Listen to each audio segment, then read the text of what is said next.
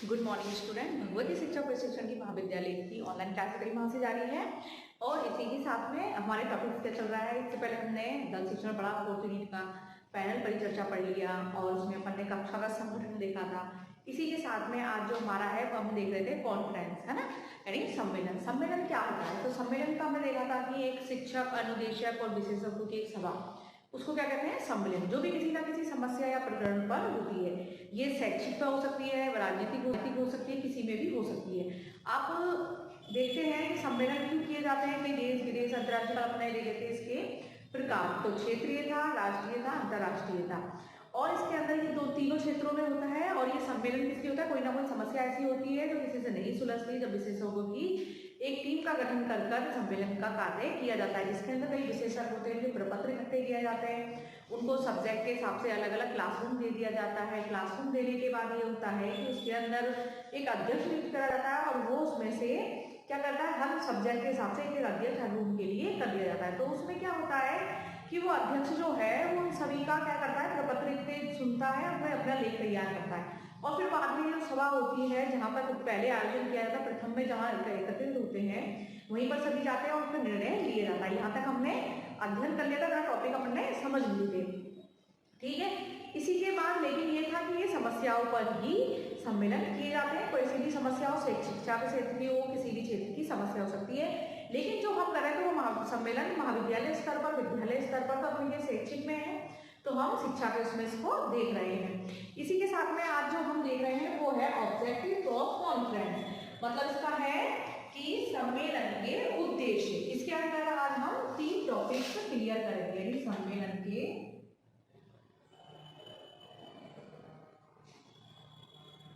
उद्देश्य, इसमें हम इसके उद्देश्य देखेंगे, विशेषताएं देखेंगे और इसकी सीमाएं, तीनों चीजों का अध्ययन करेंगे, जो हमारा सम्मेलन टॉपिक खत्म हो जाएगा। तो इसके उद्देश्य देखें तो इसके उद्देश्य कौन कौन से होते हैं, ये सारी चीज हमें समझनी। तो सम्मेलन का उद्देश्य अधिक व्यापक होता है, जिसको ज्ञानात्मक तथा भावनात्मक पक्षों के विकास के लिए किया जाता है। सम्मेलन के उद्देश्य प्रत्येक संगठन द्वारा निर्धारित किए जाते हैं। तो इसके उद्देश्य है, इसके सम्मेलन का उद्देश्य है, तो पहला है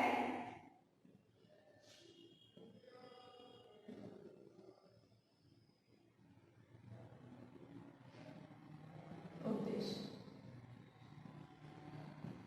पहला है ना ज्ञानात्मक।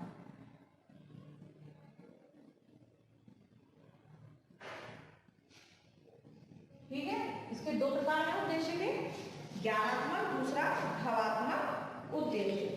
तो ज्ञानात्मक जो उद्देश्य है इसमें क्या होता है, ये हम देख लेते हैं कि ज्ञानात्मक में क्या है, निरीक्षण एवं अनुभवों की अभिव्यक्ति। तो ज्ञानात्मक का है उद्देश्य का निरीक्षण एवं अनुभवों की अभिव्यक्ति, निरीक्षणों एवं अनुभवों की,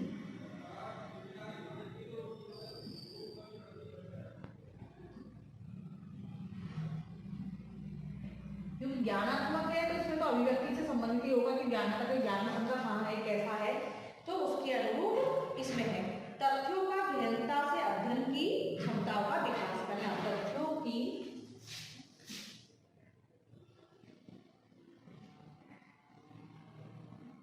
गहनता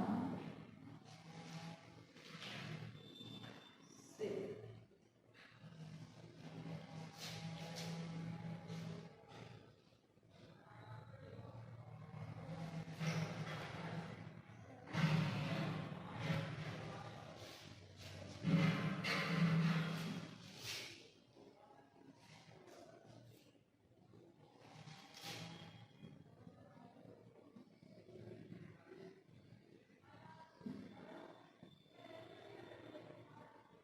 क्षमताओं का विकास करना। ठीक है, यानी निरीक्षण एवं अनुभवों की अभिव्यक्ति, तथ्यों की गहनता से अध्ययन की क्षमताओं का विकास करना। मतलब सम्मेलन का उद्देश्य है कि निरीक्षण और अनुभवों के द्वारा जो अनुभव है उनकी अभिव्यक्ति, यानी अभिव्यक्ति कैसे कि हमें समझ में क्या अभिव्यक्ति कैसी हो। तो इस प्रकार प्रकार से निरीक्षण एवं अनुभवों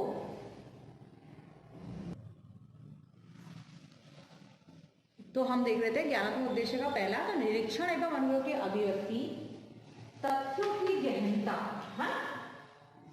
से अध्ययन की क्षमताओं का विकास करना। मतलब सम्मेलन क्या था, सभा थी, तो सम्मेलन में जो भी सभा थी किसकी, विशेषज्ञों की। तो जो और भी लोग होते हैं इसके अंदर प्रपत्र देते हैं, सभी अपने अपने विचार रखते हैं, तो इससे क्या होता है कि इसमें जो अध्यक्ष में जाते हैं वो निरीक्षण और अनुभव की अभिव्यक्ति, जो उनमें से देखते हैं कौन कौन की क्या समझ है, उनके सबों के तथ्यों की गहनता से अध्ययन की क्षमताओं का विकास करना। मतलब देखते हैं तथ्य कौन सा है, सुनने से भी ज्ञान प्राप्त होता है, सभी के जो विचार हैं उनको अपन समझ सकते हैं। तो उससे क्या होता है, अनुभव की अभिव्यक्ति होती है, तथ्यों की गहनता को अपन समझ सकते हैं, क्षमताओं का विकास इसके माध्यम से किया जाए। ज्ञानात्मक है तो ज्ञान का बढ़ना, ज्ञान कैसे बढ़ेगा, यानी अपन का जो ज्ञान अपने दूसरों को बताया, दूसरों का ज्ञान अपने तक आया, तो वो जो ज्ञान का बढ़ता हो जाता है। जिस भी अपन समस्या से टॉपिक से अपन समझना चाहते हैं तो वो सारी चीज हमारे पास एकत्रित हो जाती है, तो अपन ज्ञान धीरे धीरे करके वो बढ़ता ही जाता है। तो इस प्रकार से ज्ञानात्मक उद्देश्य सम्मेलन का क्या उद्देश्य है, तो ज्ञान को बढ़ाना, किस प्रकार से बढ़ाना, तो इसमें क्या क्या चीज हो सकती है उनको हम देख रहे हैं। दूसरा है आलोचनात्मक दृष्टिकोण एवं तर्क शक्ति का विकास करना। यानी आलोचनात्मक मतलब ये है कि इसकी अच्छाई बुराई क्या है उनको समझना, कि समस्या कैसी है, इसमें किस तरह से सोल्यूशन हो सकता है। तो सम्मेलन में समस्या है इसमें, तो इस वजह से सम्मेलन का प्रारूप तैयार किया जाता है। तो आलोचनात्मक किसी भी चीज की अच्छाई बुराई को समझना और अपना स्वयं का दृष्टिकोण उसमें रखना और तर्क शक्ति का विकास करना, कि तर्क वितर्क कैसे कर सकते हैं, क्योंकि इसमें एक वाद विवाद वाली प्रोसेस रहती है कि इसमें अपन प्रश्न उत्तर पूछ सकते हैं, जो समस्या है इसमें क्या कमी है क्या चीज, तो उनमें अपन पूछ सकते हैं, अपने विचारों को इसमें जान सकते हैं किसमें, सम्मेलन से। तो इसमें यही होता है कि आलोचना दृष्टिकोण और तर्क शक्ति का विकास हो जाता है।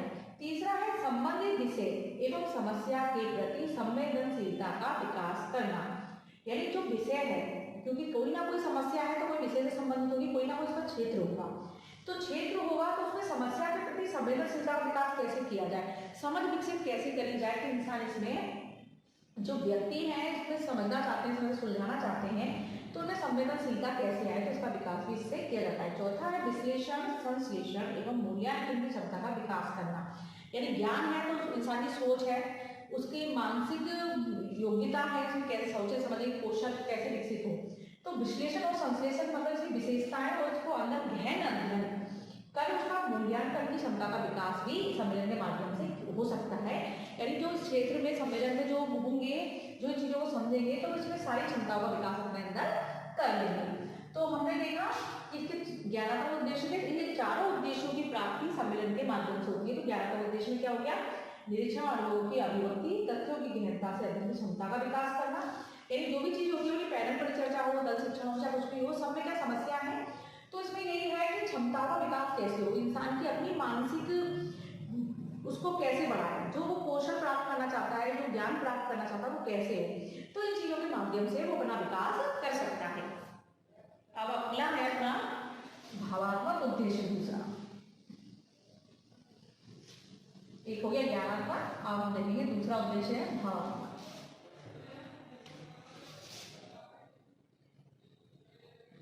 भावात्मक उद्देश्य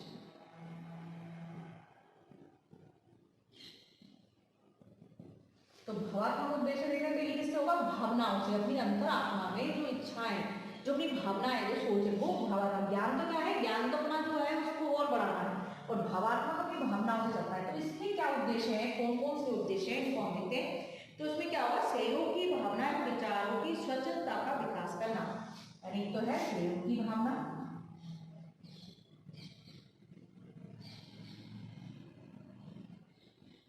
एवं, मतलब भावात्मक है तो सहयोग की भावना तो इसमें आएगी, और विचारों की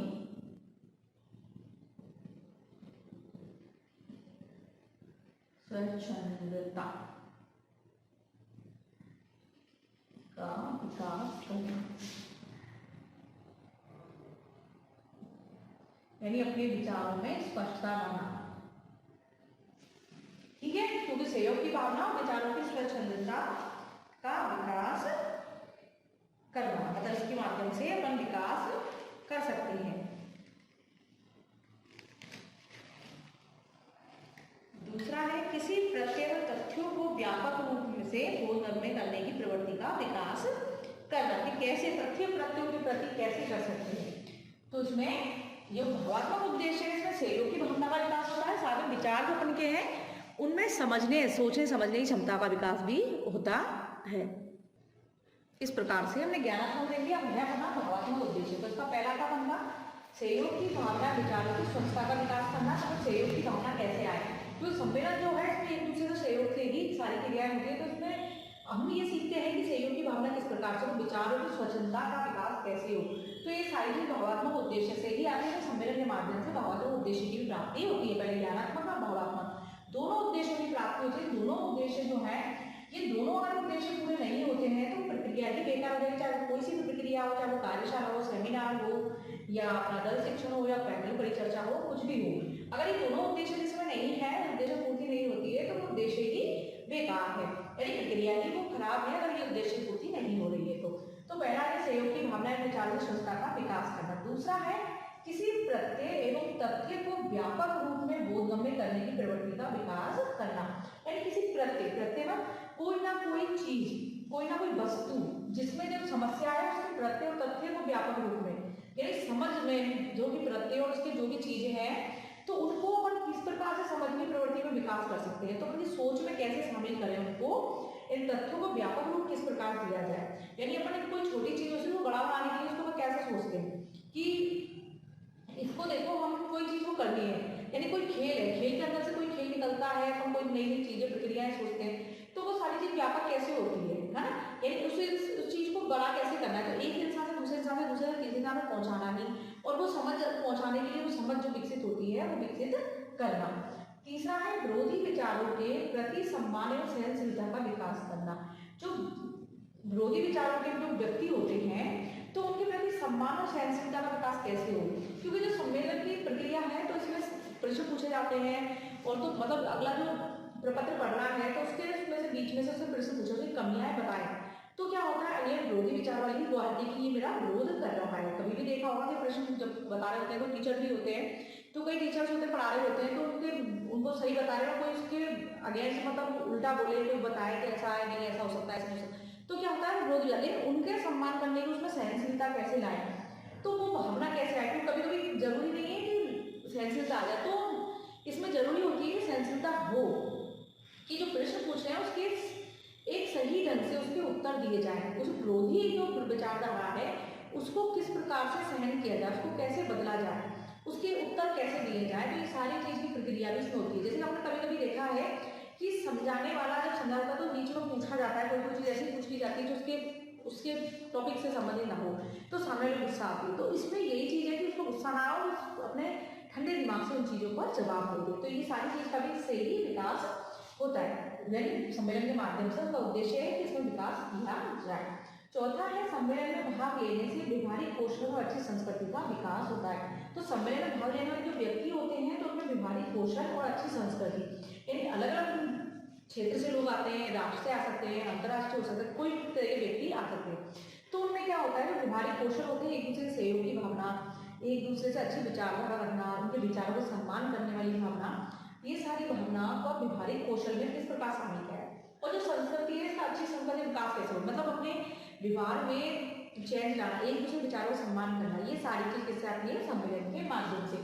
तो हम जो सम्मेलन का उद्देश्य है इसको हमने ज्ञानात्मक भावनात्मक देखा, तो इसमें यही था कि किस प्रकार से हम इसमें दूसरे के विचारों का सम्मान कर सकें, किस प्रकार। तो इस बात का प्रशिक्षण होता है ये कि किसी प्रकार अपने विचारों को प्रस्तुत किया जाए और किस प्रकार प्रश्न पूछकर अपनी शंकाओं का स्पष्टीकरण किया जाए। ये सम्मेलन का उद्देश्य होता है कि विचारों को किस प्रकार से स्पष्ट किया जाए, और जो प्रश्न उत्तर पूछे जाते हैं तो उनमें शंकाओं का स्पष्टीकरण कैसे किया जाए। ये सारी चीज उनकी आती है सम्मेलन के उद्देश्य में शामिल है, यानी इनकी उद्देश्यों की पूर्ति किस प्रकार से हो। तो हमने सम्मेलन के उद्देश्य देख लिए, ज्ञानात्मक। अब हम देखते हैं इसकी विशेषताएं कि सम्मेलन की क्या विशेषताएं हैं। ठीक है,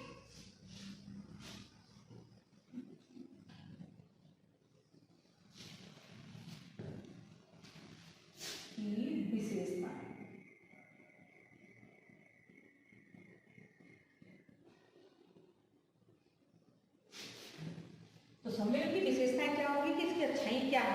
सम्मेलन में ऐसी अभिनव परिस्थिति को उत्पन्न किया जाता है जिससे समस्या समाधान, आलोचनात्मक विश्लेषण, संश्लेषण तथा मूल्यांकन करने की योग्यता का विकास किया जाता है। तो क्या होता है, सम्मेलन में क्या होता है, वाद विवाद किया जाता है। ये मालूम है, रुचि के प्रकरण पर वाद विवाद किया जाता है, नहीं मालूम है तो इसकी विशेषताएं क्या हो सकती है। जो समस्या समाधान है तो विशेषता है, उसका स्पष्टीकरण है तो ये भी विशेषता है। और विशेषताएं हम देखते हैं कौन कौन सी विशेषताएं इसमें, तो हम देख रहे थे इसमें सब विशेषताएं। तो सभी सदस्यों की रुचि के प्रकरण पर वाद विवाद किया जाता है। इसकी एक विशेषता ये है कि इसमें सभी सदस्य की रुचि जो होती है इसमें प्रकरण में, तो इस पर वाद विवाद किया जाता है। दूसरा है प्रजातांत्रिक परंपरा और मूल्यों का विकास। जो प्रजातांत्रिक जनता से संबंधित जो परंपराएं और मूल्य हैं, इनका विकास कहता है कि सभी के मूल्यों को और उनकी जो परंपरा है उनको समझा जाए, तो इसका भी इसमें विकास होता है। तीसरा है विरोधी विचारों के प्रति सम्मान। जो विरोधी है, विरोधी विचार होता है ना, कई प्रकार तो मैच नहीं खाते हैं तो किसी को लगता है कि नहीं ये हम बुरा विचार है, तो इसके प्रति सम्मान और सहनशीलता का विकास इसमें होता है। और चौथा है अपने निरीक्षणों एवं विचारों के स्पष्टीकरण का अवसर मिलता है। मतलब व्यक्तियों को अपने आप को स्पष्ट करने और अपना निरीक्षण करने के भी इसमें निरीक्षण और विचारों को स्पष्टीकरण का अवसर मिलता है। इसी प्रकार से पांचवा है स्वतंत्र अध्ययन की प्रवृत्ति का विकास होता है। यानी स्वतंत्र अध्ययन की मतलब अपन किसी के सामने पढ़ते हैं उसको स्पष्ट करने का भी इसमें मौका मिलता है। अगला है सामाजिक एवं भावात्मक गुणों तथा आलोचना करने की शिष्टता का विकास। यानी इसमें जो सामाजिक और भावात्मक गुण है तो उनकी आलोचना किस प्रकार से की जाए, उनको ही अच्छाई प्रयोग कैसे बताया जाए, इसकी शिष्टता का विकास भी इसमें होता है। उसका तरीका पता लगता है कि किस प्रकार से स्पष्टीकरण किया जाए, किस प्रकार की प्रवृत्ति हो, तो इन सभी चीजों का विकास इसमें किया जाता है। सातवां है समस्या समाधान की क्षमता का विकास भी इसमें होता है, का विकास भी इसमें होता है। यानी किसमें, सम्मेलन में। तो हमने सारी चीजें देखी, इसकी विशेषता है। और हम देखते हैं कि इसमें क्या होता है कि जो विकास तो होता है और प्रकरण के व्यापक स्वरूप को समझने के अवसर भी मिलते हैं। जो प्रकरण है उसका जो व्यापक स्वरूप है, यानी इसमें अलग अलग विषय अगर शिक्षक या अनुदेशक हैं तो उनमें क्या होता है कि उनके जो विचार है, तो हर किसी का एक प्रकरण के प्रति एक विचार नहीं होते, सभी के अलग अलग विचार होते हैं। तो वो सारे जो विचार होते हैं उनको हमें समझने में वो मिलती है इसमें क्या, उन क्षमताओं का विकास होता है और अलग अलग विचारों को समझने में हमें सहायता सम्मेलन करता है। तो समझने का अवसर मिल जाते हैं, अवसर मिल जाते हैं तो हम उन चीजों को अच्छे से समझ लेते हैं। तो हमने सम्मेलन का उद्देश्य दिए थे ज्ञानात्मक भावात्मक अवमूल्यन विशेषता है। तो इसकी विशेषता यही है कि इसमें समस्या का समाधान हो जाता है और आलोचना को विश्लेषण संश्लेषण मिल जाता है, मूल्यांकन की वो हो जाती है। ये सारी विशेषता होते हुए भी मतलब मेन पॉइंट तो यही है कि समस्या समाधान की क्षमताओं का विकास, जो भी समस्याएं उनकी सबके क्षमता कैसे इनको करना चाहिए। तो सम्मेलन एक ऐसा माध्यम है जिसके माध्यम से क्षेत्र, राष्ट्रीय, अंतर्राष्ट्रीय, देश विदेश सभी प्रकार के लोगों को आमंत्रित कर कर उस समस्या को, प्रकरण संबंधी समस्या पर उस पर अपन सम्मेलन कर सकते हैं, उसमें सभी के विचारों को जान सकते हैं इस सभा के अंदर।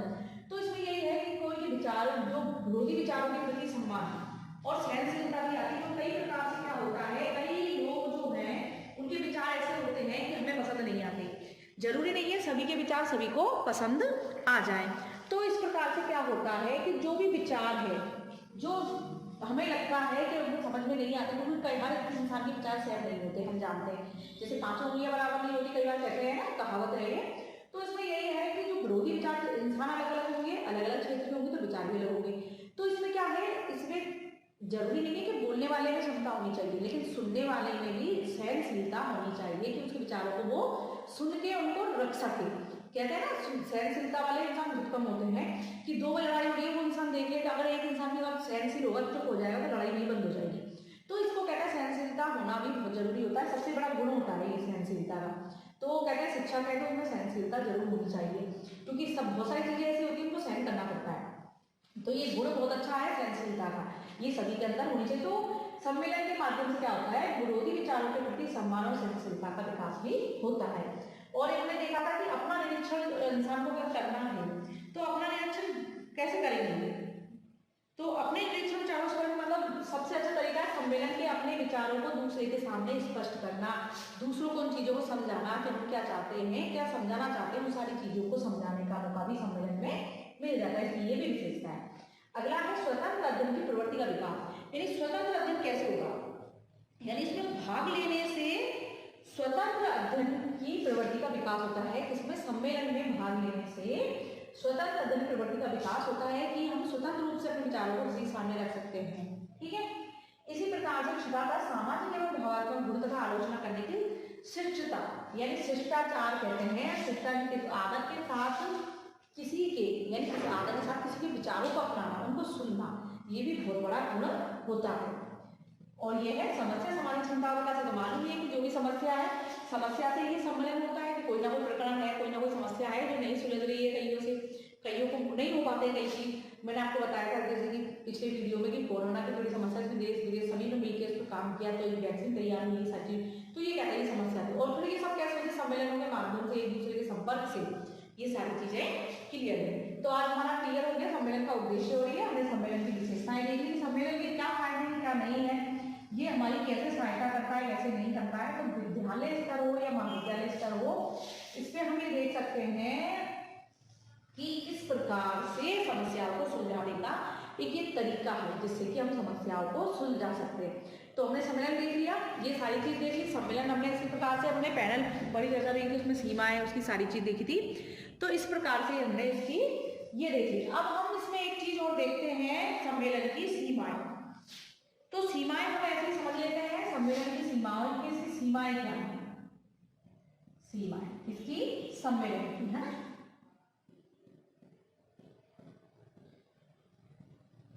तो इनको लेते हैं सीमाएं। तो कौन सी है कि सम्मेलन की सीमा क्या है कि अधिक बोलने वाले व्यक्ति ही सभी अवस्थाओं को सक्रिय रहते हैं। मतलब ये है जो बोलने वाले होते हैं वो इसमें कर लेते हैं और बाकी लोग वैसे ही रह जाते हैं। और सम्मेलन की सफलता का मूल्यांकन करना भी कठिन होता है।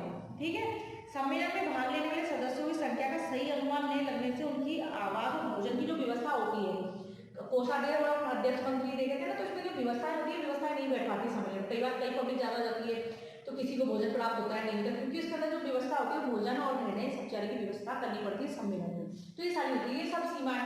और जो बोलने वाले होते हैं बोल देते हैं, कईयों को प्रपत्र नहीं पढ़ पाते, किसी का नंबर नहीं आ पाता ज्यादा भीड़ की वजह से, ये सारी चीजें। तो ये सब क्या है, सब इसकी सीमाएं है, ये इसके दोष है ना।